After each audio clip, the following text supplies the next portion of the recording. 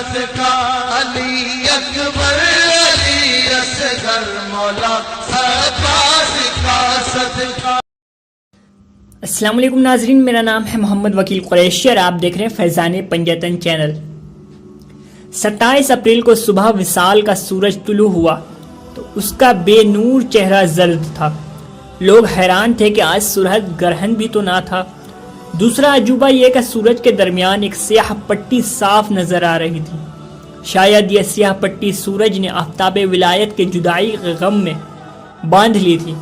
وہ غیرت خورشید آج عالم بالا کی سیر کر رہا تھا اور اس کا جسد خاکی احرام میں لپٹا ہو آخری دیدار کے لیے رکھا ہوا تھا۔ آخری دیدار کی لذت حاصل کرنے کے لیے لوگ پروانہ وار نیچے اوپر گر پڑ رہے تھے۔ اتنے میں ہوا کا ایک تند و تیز جھونکا سائیں سائیں کرتا ہوا داخل ہوا، جس میں آہ و بکا کی غیر مانوس آوازیں گونج رہی تھیں۔ اسی دن ہندوستان میں جگہ جگہ زلزلہ بھی آیا۔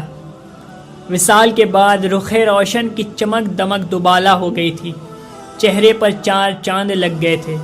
84 سال کی عمر میں ضعیفی کی شکنیں معدوم ہو کر جسم تندرست و توانا ہو گیا تھا۔ شب وصال کے بعد آئینہ دیکھ ہے دوست، تیرے جمال کی دوشیزگی نکھر آئی ہے۔ پھول جیسے جسم سے قدرتی خوشبو مہک رہی تھی، جو اس قدر تیز تھی کہ جس کا ہاتھ یا کپڑا مس ہو گیا اسی خوشبو میں بس کر رہ گیا۔ انوار و تجلیات کا تو ذکر ہی کیا، گویا ایک نورانی چادر نے سارے ماحول کو ڈھانک رکھا تھا۔ سینکڑوں حفاظ قرآن خوانی میں مشغول تھے۔ دوپہر تک 40-50 ہزار لوگوں کا ہجوم ہو گیا اور پھر دور و نزدیک کے ملحقہ مکانات عورتوں اور مردوں سے بھر گئے۔ کل سڑکیں، سب راستے آدمیوں سے پٹے پڑے تھے۔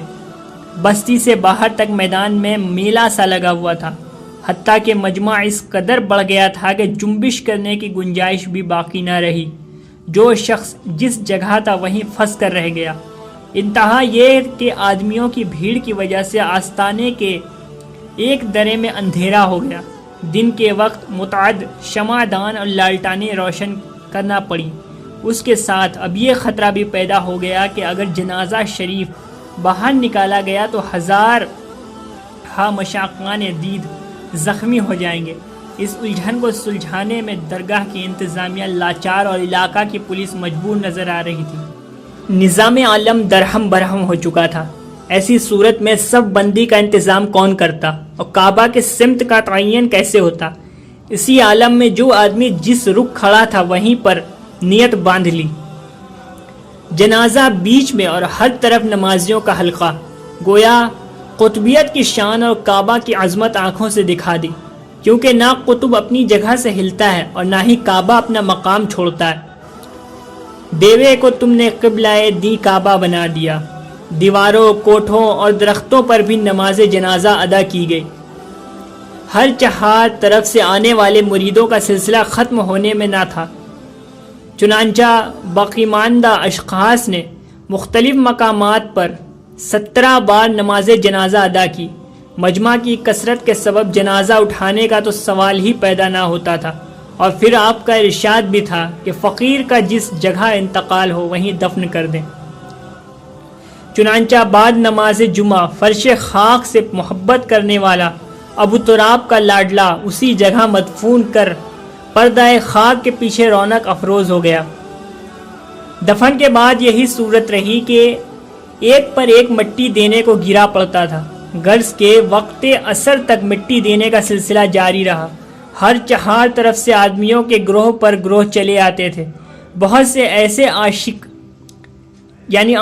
زار آئے کہ قبر شریف کو دیکھ کر بے ہوش ہو کر گر پڑے، اور بہت سے عشاق قبر شریف سے لپٹ لپٹ کر زار و قطار روتے تھے۔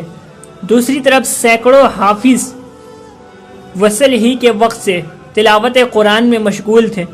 اسی کے ساتھ ساتھ آس پاس کے علاقوں میں دور دور تک حافظ اور قرآن خواں حضرات کو فاتحہ سوم کی اطلاع بھی پہنچا دی گئی تھی۔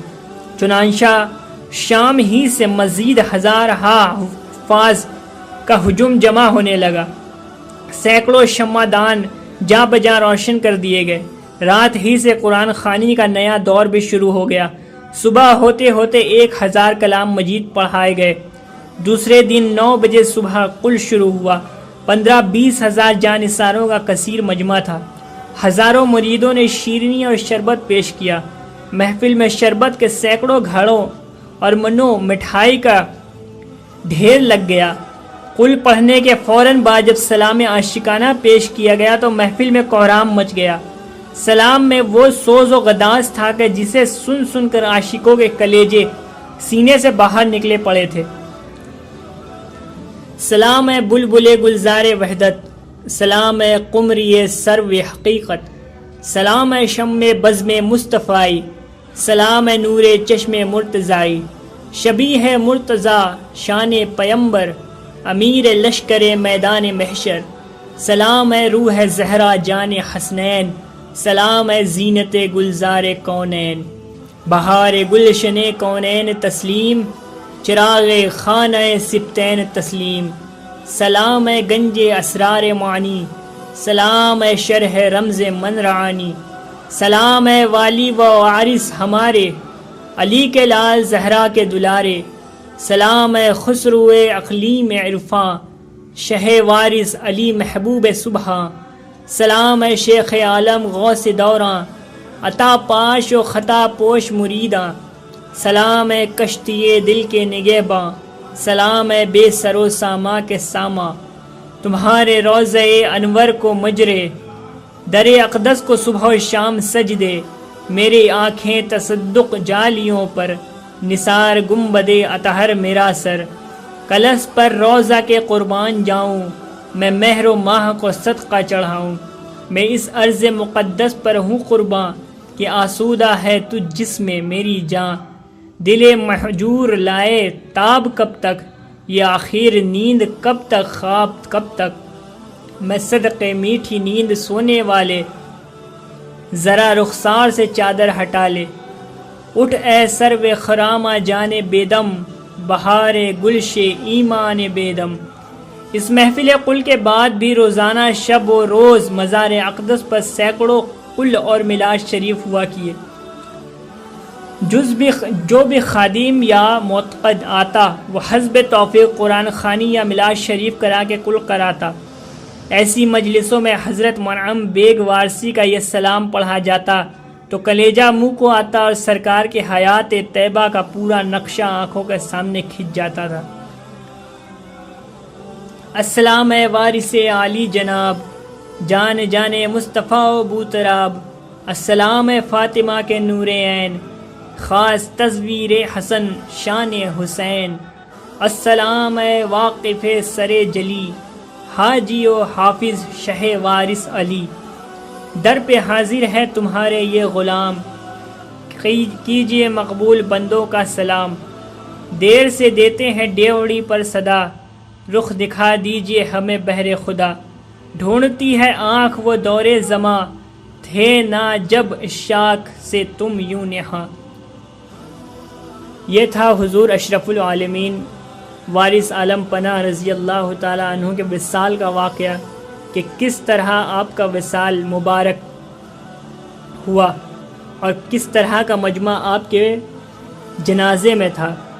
امید کرتے ہیں آپ کو ویڈیو پسند آئی ہوگی۔ ویڈیو پسند آنے پر شیئر کریں، لائک کریں، کمنٹ کریں۔ مزید ویڈیوز کے لیے ہمارے چینل فیضان پنجتن کو سبسکرائب کریں۔